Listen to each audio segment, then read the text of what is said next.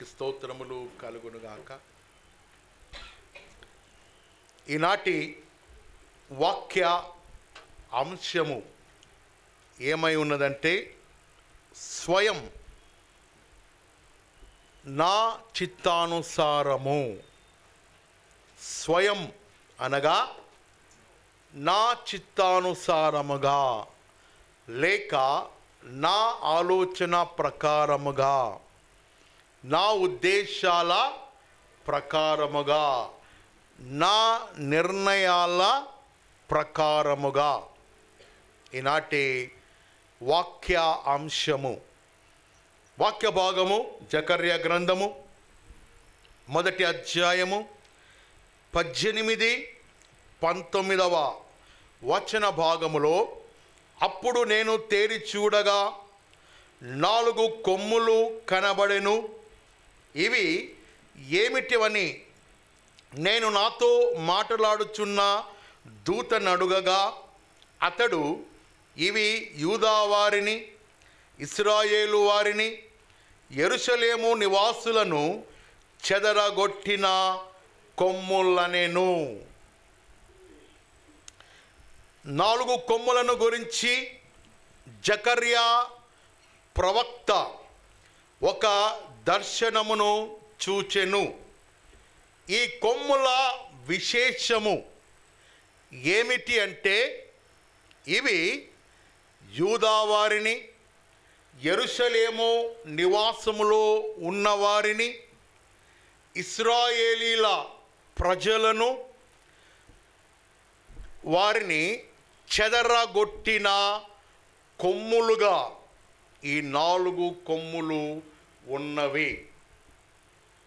అయితే మనము గ్రహించుకొనవలసిన మాట ఏమిటంటే, ఈ 4 కొమ్ముల విషయమై మనము జాగ్రత్తగా ఉండవలెనని మనలను కూడా హెచ్చరించుచున్నవి. ఈ 4 కొమ్ముల యొక్క విశేషము ఏమిటి అంటే, యూదా వారిని, యెరూషలేములో ఉన్న వారిని, ఇశ్రాయేలు ప్రజలను, దేవుని బిడ్డలను ఇవి చెదరగొట్టిన కొమ్ములుగా, ఈ కొమ్ములు విశేషము కలిగి ఉన్నవి. బైబిల్ గ్రంథంలో జకర్యా అను మాటకు అర్థము ఎవరైనా చెప్పగలుగుతారా? జకర్యా అను మాటకు యెహోవా, వినండి, టైం లేదు, యెహోవా జ్ఞాపకముగా ఉన్నాను. చెప్పండి.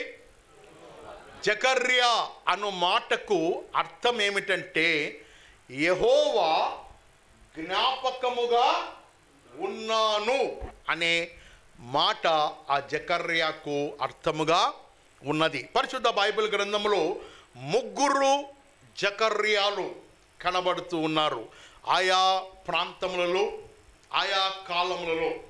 నంబర్ 1, మొదటి జకర్యా, ఇతడు రాజుగా ఏలుబడి చేసిన జకర్యా.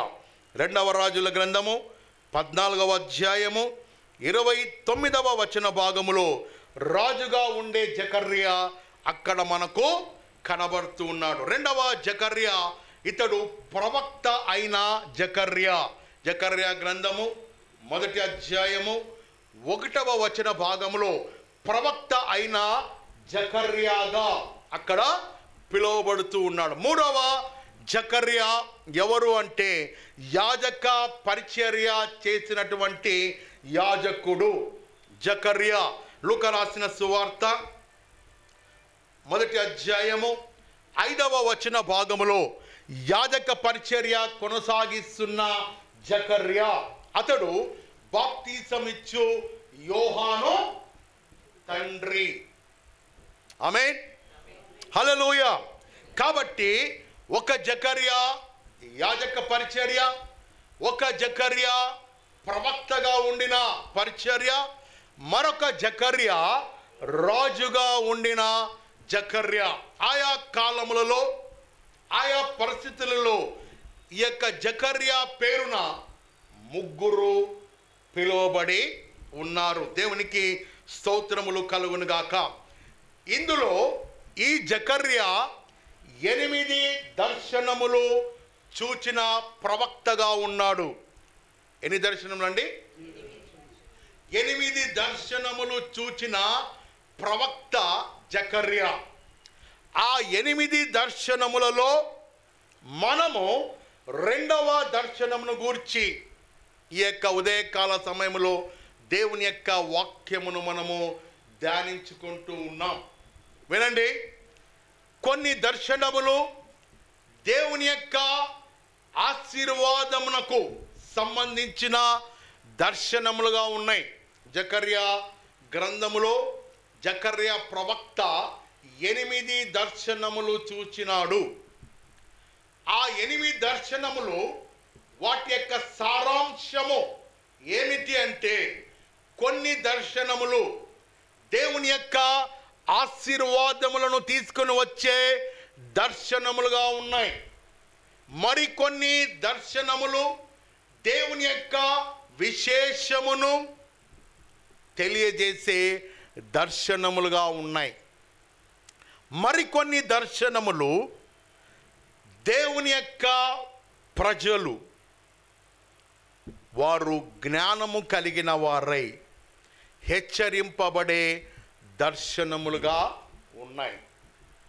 జకర్యా గ్రంథములో 8 దర్శనములు జకర్యా దూత ద్వారా చూడగలిగినాడు. ఆ 8 దర్శనముల సారాంశము ఏమిటి అంటే, కొన్ని దర్శనాలు దేవుని ఆశీర్వాదములను తీసుకుని వచ్చే దర్శనాలుగా ఉన్నాయి. మరికొన్ని దర్శనాలు మనలను హెచ్చరించే దర్శనాలుగా ఉన్నాయి. మరికొన్ని దర్శనాలు అవి రాబోవు సూచనలు, కాలములు, జాగ్రత్తగా ఉండుడి, హెచ్చరిక చేయు దర్శనములుగా ఈ 8 దర్శనములు బైబిల్ గ్రంథములో వ్రాయబడి ఉన్నాయి. దేవునికి స్తోత్రములు కలుగునుగాక.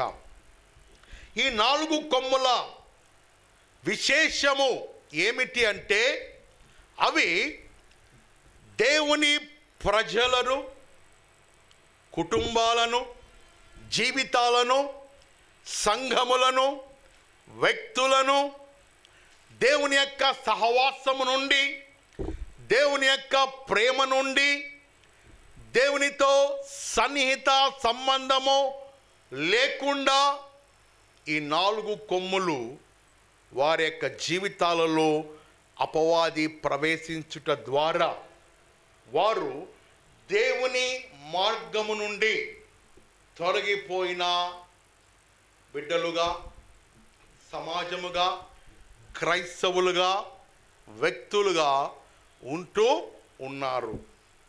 దేవుని ప్రజల సహవాసమును, బలమును, ప్రేమను చెదరగొట్టే అపవాది యొక్క ఆయుధమై ఉన్నది ఈ 4 కొమ్ముల యొక్క విశేష భావము.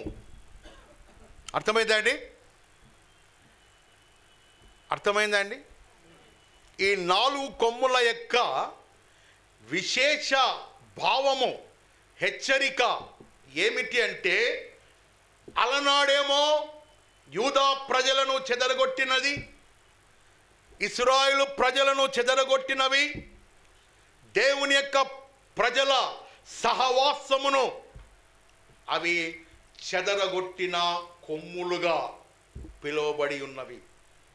నేటి సమాజములో, నేటి మన కాలములో అపవాది యొక్క బలమైన ఆ 4 కొమ్ముల యొక్క విశేషము ఏమిటి అంటే, కుటుంబాలను, సంఘములను, వ్యక్తులను, జీవితాలను, ఆత్మీయ జీవితాలను ఎదగకోకుండా, ఫలించుకోకుండా, అభివృద్ధి చెందకోకుండా, దీవెనలు పొందుకోకుండా ఈ కొమ్ములు నేటికి దాడి చేయుచున్నవి.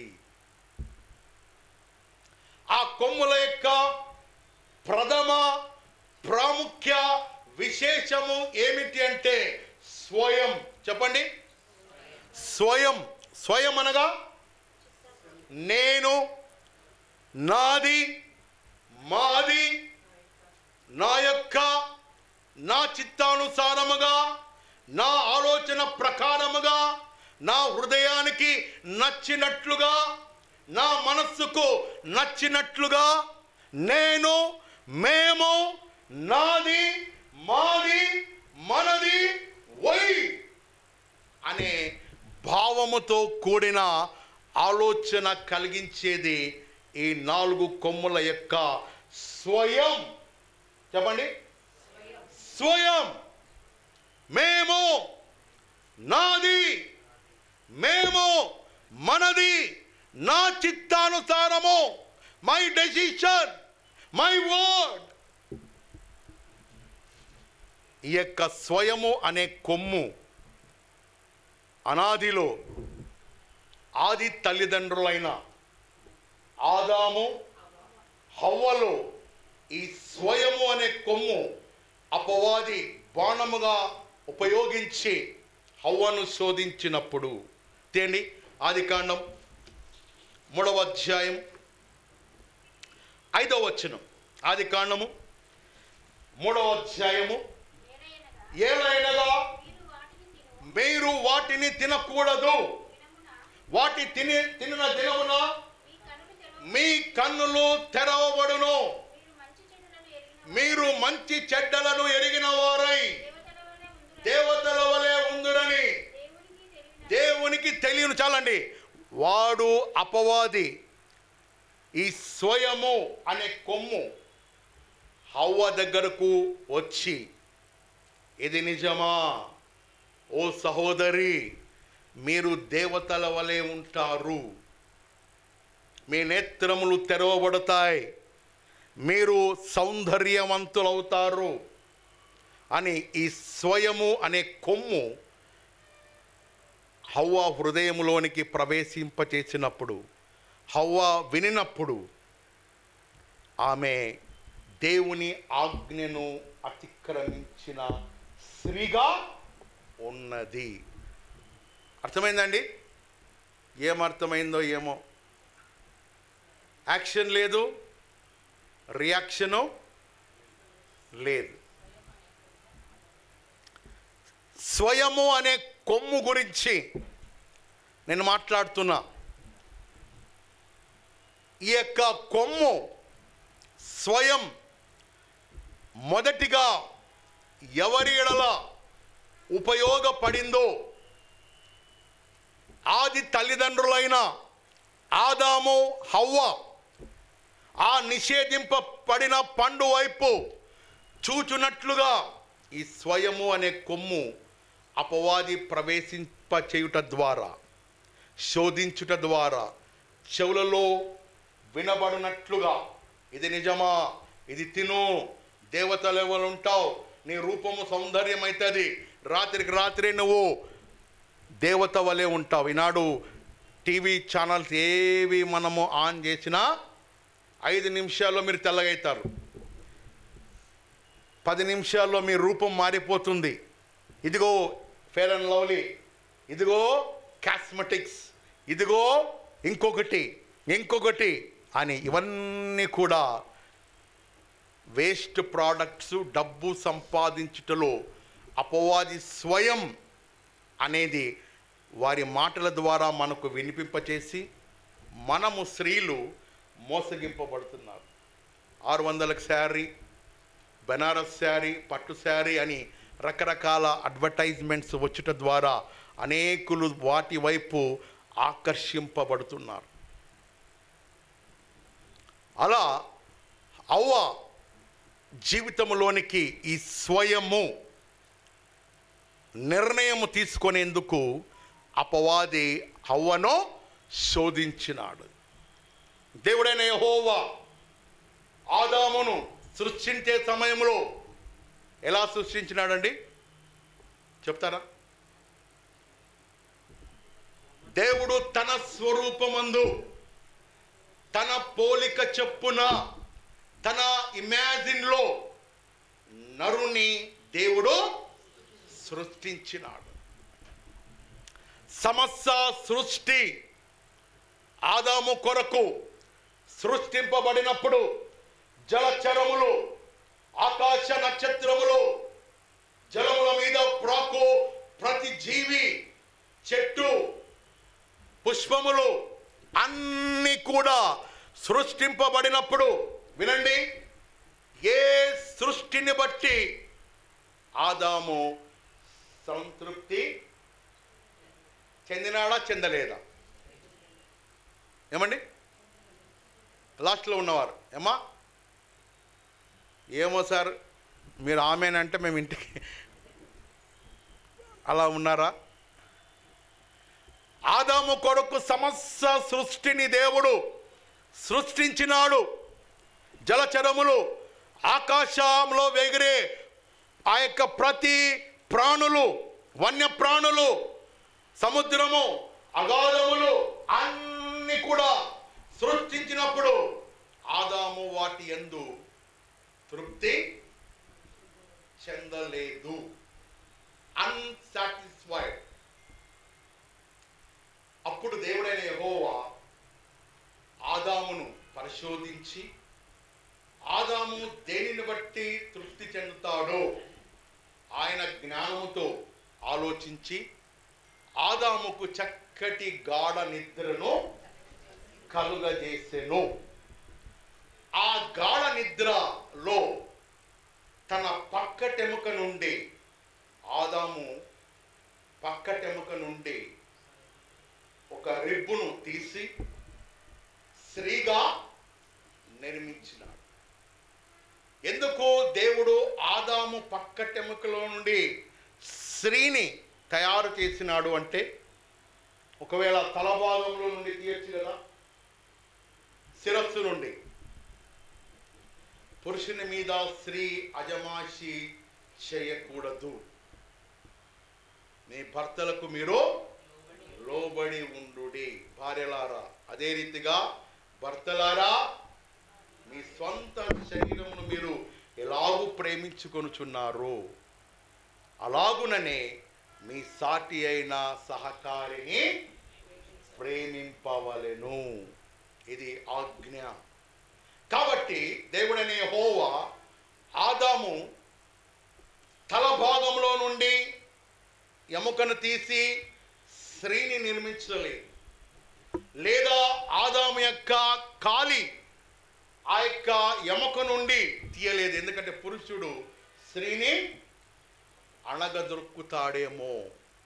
నేనే డామినేషన్, నా మాటే కొన్ని గృహాల్లో పురుషుడు మాటే వేదం. మా ఫాదర్ హెడ్ మాస్టర్, ఆయన ఏం చెప్తే అది వేదం. ఇంట్లో మా ఇంట్లో మా అమ్మ సరిగ్గా వండుకోకుంటే ఈ చారు బాగలేదని ఇట్లా ఇసిరేస్తారు. లిటరల్లీ అండి చెప్తున్నా, నేను ఓపెన్గా నా కుటుంబం గురించి చెప్తున్నా. ఇసిరేసేవాడు. నీ ముఖం చేసినట్లు చేస్తాం. ఆమె పాపము టీచరు, ఆమె ఉద్యోగం చేసుకుంటూ సాయంకాలం ఇంటికి వచ్చేది పిల్లలు, 6 మంది పిల్లలు. మేము ఏదో ఒక్కొక్కసారి పొరపాటు అవుతుంది, కానీ సాటిస్ఫై కాడు మా ఫాదర్. ఆయనకు మంచి భోజన ప్రియుడు ఆయన. అలా కొంతమంది ఆ రీతిగా మా ఫాదర్ ఏం చెప్తే అది తూచా చేయాలి. జీతం మొత్తము మా నాన్న చేతిలో పెట్టాలి, లేకుంటే ఆయన సహించడు. నేనే ఇంటికి పెద్ద అని. అలా ఆయన యొక్క డామినేషన్ అది. అలా పురుషుడు యొక్క ఆజమాయిష్యం ఉండకూడదని దేవుడు ఆలోచన చేసి తల భాగంలో నుండి కానీ కాలి భాగంలో నుండి కానీ స్త్రీని నిర్మించలేదు. ఎక్కడి నుండి నిర్మించినాడు? తన ప్రక్కటి ఎముక, హృదయానికి దగ్గరగా ఉన్న ఎముక ద్వారా స్త్రీని నిర్మించినాడు. గమనించండి, యేసుక్రీస్తు ప్రభుల వారిని సిలువలో వేలాడుతున్నప్పుడు ఎక్కడ పొడిచినారండి? బాసిల్లెనో సిలువలో పాపక్షమాపణ. ఆయన ప్రక్కటెముకలు యేసు ప్రభుల వారిని పొడిచినప్పుడు, రక్తమును నీరు స్రవించినప్పుడు సంఘము అనే వధువు అక్కడ ప్రారంభింపబడినది. చెప్పలు కూడా దేవుని మాయం పరచుదాం. సంఘము అనే వధువు ఆ ప్రదేశం నుండి ఆత్మీయ సంఘము ఉద్భవించినది. కాబట్టి హవ్వను దేవుడైన యెహోవా ఆదాముకు గాఢ నిద్ర కలుగజేసి తన ప్రక్కటెముకలో సృష్టించి ఆదాము చెంతకు తీసుకొని వచ్చినప్పుడు అప్పుడు ఆదాము తృప్తి చెందినాడండి. తేండి ఏమంటున్నాడు ఆ మాట? కవిత్వం కూడా పాడుతున్నాడు. అదేమో కొంతమంది స్త్రీలను చూస్తే పురుషులు వెంటనే కవిత్వమో ఆటోమేటిక్గా గంగా ప్రవాహాలు వచ్చినట్లు వచ్చేస్తాయి. చూడండి కవిత్వం ఎంత బాగా చెప్తున్నాడు అక్కడ. ఆదికాండం 3:5. ఆదికాండం 3వ అధ్యాయం 5వ వచనమండి. ఆదికాండం 2:23. నా ఎముకలలో ఒక ఎముక, నా మాంసములో ఒక మాంసము, ఇది నరుల్లో నుండి తీయబడను గనక నారీ. కవిత్వము చూడగా, స్త్రీని చూడగానే కవిత్వము గంగా ప్రవాహము మాదిరి ప్రవహించింది ఆదాము గారికి. అలా ఆదాము ఆ యొక్క స్త్రీని దేవుడు సృష్టించినప్పుడు అప్పుడు అతను సంతృప్తి చెందినాడు. ఆ సంతృప్తి చెంది పలికిన మాటలే నా ఎముకలలో ఒక ఎముక, నా మాంసములో ఒక మాంసము, ఈమె నరునిలో నుండి తీయబడెను గనక నారీ అనబడెను అనే చక్కటి కవిత్వము కూడా ఆ సంతృప్తి చెంది ఆయన స్త్రీ గురించి కవిత్వం అల్లి పాడినాడు. మరి దేవుడు సృష్టించిన సమస్త సృష్టి దేవుడు చూపించినప్పుడు అప్పుడు కవిత్వము రాలేదు. స్త్రీని చూడగానే కవిత్వము ఆటోమేటిక్గా ప్రవాహం వచ్చినట్లు వచ్చింది. కాబట్టి దేవునికి స్తోత్రములు కలుగునుగాక. అలా ఆది తల్లిదండ్రులైన ఆదాము హవ్వలు వారు దేవుని యొక్క ఆజ్ఞకు లోబడాలని, దేవుని యొక్క ప్రణాళికలో వారు ఎదిగి ఫలించాలని, అభివృద్ధి చెందాలని దేవుని యొక్క అనాది ప్రణాళిక ఉన్నది. ఆదికాండం 1వ అధ్యాయము 28వ వచన భాగంలో మీరు ఫలించి అభివృద్ధి చెంది విస్తరించుడి అన్న దేవుని యొక్క ఉన్నతమైన ఆలోచన ప్రణాళిక అపవాది తన బలమైన కొమ్ము ద్వారా స్వయము నీ చిత్తమే, ఓ అవ్వ నీ చిత్తమే, నీవు ఆలోచన చేయి, నీ స్వరూపము మారుతుంది, నీ రూపము మారుతుంది, ఆ పండు దినమున తిను దినమున నువ్వు దేవతలో ఉంటావు, మంచి జ్ఞానము నీకు లభిస్తుంది అని స్వయము అనే కొమ్ము ద్వారా అపవాది తన యొక్క చెవులలోనికి ఆ మాటలు ప్రవేశించుట ద్వారా వారిద్దరూ కూడా ఆ పండును, నిషేధింపబడిన పండును తినుట ద్వారా దేవుని యొక్క ప్రణాళిక, దేవుని యొక్క ఉద్దేశములు, దేవుని యొక్క సంకల్పములు, దేవుని యొక్క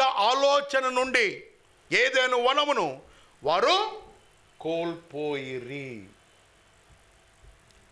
దేవునితో సహవాసము కోల్పోయి గచ్చ పొదలు, ముండ్ల పొదలు, ప్రయాసము, వేదన, దుఃఖము, కన్నీరు వారికి లభించినది. దానికి గల కారణం చెప్తారండి. కారణం స్వయము అను ఆలోచన విధానమును బట్టి ఆ అపవాదికి చోటు ఇచ్చుట ద్వారా ఆ స్వయము అనే కొమ్ము హవ్వ మీద పనిచేసినప్పుడు ఆ కొమ్ము ద్వారా వారు దేవుని యొక్క ప్రణాళిక నుండి, ఉద్దేశముల నుండి వారి ఆత్మీయ జీవితము దిగజారిపోయేను. మరణము, గచ్చ పొదలు, చెమట, వేదన, ప్రయాసము ఇవన్నీ కూడా వారికి సంప్రాప్తమాయను. కారణము వారు స్వయం నిర్ణయ ఆలోచన ప్రకారముగా. ఈనాడు క్రైస్తవ కుటుంబాలలో, వ్యక్తిగత జీవితాలలో నేటికిని ఈ స్వయము, నేనే, నాదే, మాదే, నా ఆలోచన, నా జీతము, నా సంపాదన, కొన్ని కుటుంబాలలో భార్య సంపాదిస్తే భర్తకు ఇవ్వదు, భర్త సంపాదిస్తే భార్యకు చెప్పడు, ఇవ్వరు. నేను నా సంపాదన, మా అమ్మగారు, మా అక్కగారులు, భార్య సైడు మా అక్క, మా అమ్మ, మా అత్త, మా నాన్న, ఇలా స్వయము అనే అపవాది కొమ్ము నేటికి నీ గృహాలలో పనిచేస్తూ ఉన్నది. తద్వారా అనేక మంది జీవితాలలో నిరాశ, వేదన, సమస్యలు, కోర్టు కేసులు, విడాకులు, డైవర్సులు అన్నీ ప్రవేశిస్తూ ఉన్నాయి. అలా ఆదాము అవ్వలు దేవునితో సహవాసం చేసే అర్హత, యోగ్యత ఈ స్వయం ద్వారా వారు కోల్పోయిరి. స్వయం అనే అపవాది కొమ్ముకు అవకాశం ఇచ్చుట ద్వారా దేవుని యొక్క ప్రణాళిక నుండి వారు దిగజారిపోయిరి. మరొక కుమార్తెను జ్ఞాపకం చేసుకుందాం, ముగించుకుందాం. ఆదికాండము 34వ అధ్యాయము 1వ వచన భాగములో అక్కడ యాకోబు ఎంతమంది కుమారులు అంటే 12. యాకోబు ఎవరండి? ఇస్సాకు కుమారుడు, పితరులలో 3వ వ్యక్తి. యాకోబు తండ్రి ఇస్సాకు తండ్రి అబ్రహాము. అబ్రహాము దేవుడుగా, ఇస్సాకు దేవుడుగా, యాకోబు దేవుడుగా, ఆ తరువాత ఇశ్రాయేలుగా యాకోబు యొక్క నామమును దేవుడు దీవించి ఉన్నాడు. ఈ యాకోబుకు 12 మంది కుమారులు, ఒకే ఒక్క కుమార్తె. ఆ కుమార్తె పేరు దీనా. చెప్పండి, దీనా. పేరుకు మాత్రమే ఈమె దీనా, కానీ ఆమె మనస్సు దీనంగా లేదు. కొంతమంది పేర్లు రూతమ్మ, ఎవరు లేరు కదండి ఇక్కడ పొరపాట్లో, రూతమ్మ, వారి యొక్క జీవితాలలో రూతమ్మగానే ఉంటారు. క్షమించండి. ఇంకో కొంతమంది సంతోషమ్మ, సంతోష్ బ్రదర్ కాదు, సంతోషమ్మ, వారి జీవితాలలో సంతోషమే ఉండదు, ఎప్పుడు అసంతృప్తే, పేరుకు మాత్రమే వారు నామకరణం. అలానే ఈ యాకోబు కుమార్తె దీనా, ఈమె ఒకరోజు ఆ దేశమును చూచుటకు, ఆ దేశంలో ఉన్న స్త్రీలను చూచుటకు ఆమె బయటకు వెళ్ళినప్పుడు స్వంత ఆలోచన, స్వంత ఉద్దేశము, స్వయము, నేను నా ఆలోచన ప్రకారముగా, నా ఉద్దేశముల ప్రకారముగా, నా చిత్తానుసారంగా నేను ఈ దినము ఫలానా ప్రదేశమును చూడాలి, ఫలానా ప్రాంతమును నేను చూడాలి, అక్కడ కొంతమంది స్త్రీలను నేను కలవాలి, నా స్వయము, నా ఆలోచన, నా సంకల్పము. ఇలా దీనా స్వయం నిర్ణయముతో బయలుదేరి ఆ ప్రదేశాన్ని చూసినప్పుడు ఆ దేశపు యొక్క రాజు కుమారుడు షెకెము, చెప్పండి, ఆమె రూపమును చూచి, ఆమె సౌందర్యమును చూచి, నా వైపు చూడండి, చూచి ఆమెను బలాత్కారము చేసి చెరిపెను. ఎవరిని? యాకోబు కుమార్తె అయిన దీనా షెకెము అను అతనితో చెరపబడినది. స్త్రీ యొక్క పాతివ్రత ధర్మము ఈ దీనా కోల్పోయినది. కారణం స్వయం ఆలోచన. అపవాది ఆ హృదయాన్ని గాయపరిచినప్పుడు, శోధించినప్పుడు, ఆ యొక్క స్వయం అనే నిర్ణయము, ఆ స్వయం అనే కొమ్ము ద్వారా ప్రేరేపింపబడి దేశమును చూచుటకు, ప్రాంతమును చూచుటకు వెళ్ళి ఆ యొక్క దేశపు రాజు కుమారుడైన షెకెము ద్వారా చెరుపబడెను. ఈ వార్త విన్న యాకోబు హృదయము, తండ్రి హృదయము ఆలోచించేయండి ఎలా ఉంటుందో. తల్లిదండ్రులు వేదన, దుఃఖము, కన్నీరు, బాధ. స్త్రీ పాతివ్రత ధర్మమును నా కుమార్తె కోల్పోయినది. ఒకవేళ గమనించండి, ఆ కొత్త ప్రాంతము, కొత్త ప్రదేశము తన తండ్రిని అడిగితే ఒకవేళ సహాయానికి ఎవరినైనా పంపిస్తాడు తోడుగా. లేదా ఆమెకు 12 మంది అన్నలు ఉన్నారు. ఏ అన్నతో అయినా సహాయం తీసుకొని, అన్నా ఈ యొక్క దేశాన్ని నేను చూడాలనుకుంటున్నాను, మీరు కూడా రాండి, మనం కలిసిపోదాం, మనము అన్న ఆలోచన లేకుండా ఈ దీన తన స్వయం ఆలోచన అపవాదికి చోటు ఇచ్చుట ద్వారా స్త్రీ పాతివ్రత ధర్మము చెరపబడినది. తద్వారా యాకోబు యొక్క 12 మంది కుమారులు తన చెల్లెలకు జరిగిన అవమానము, బాధను బట్టి వాక్యంలో రాయబడినది, ఆ దేశము మీదకి వెళ్ళి, ఆదికాండం 34:30లో ఆ దేశము మీదకి వెళ్ళి షెకెము అతనిని ఎవరైతే చెరిపినారో ఆ షెకెమును, ఆ ప్రదేశమును, ఆ వ్యక్తులను యాకోబు కుమారులు హతమార్చిరి, రక్తపాతము సృష్టించిరి, వారిని చెరిపిర్రి. వారి గృహంలోనికి ప్రవేశించి మా చెల్లెలకు జరిగిన అన్యాయమును బట్టి వారందరినీ కూడా ఊచకోతతో రక్తపాతముగా మార్చివేసిరు. అప్పుడు యాకోబు వేదన చూడండి, ఆదికాండం 34:30లో చదవండి. అప్పుడు యాకోబు సిమ్యోనును లేవీని చూచి, మీరు నన్ను బాధపెట్టి ఈ దేశ నివాసులైన కానానీయుల మధ్య పెరిజ్జీలలోను అసహ్యునిగా చేసితిరి. అండర్లైన్ చేసుకోండి, అసహ్యునిగా చేసితిరి. దేవుని బిడ్డలు, వారి ప్రవర్తన, వారి వైఖరి, వారి ఉద్దేశము ఆ జనాంగముల మధ్య యాకోబును అసహ్యునిగా, ఛీ అన్నట్లుగా చేసినది. ఇదన్నిటికీ కారణం ఎవరండి?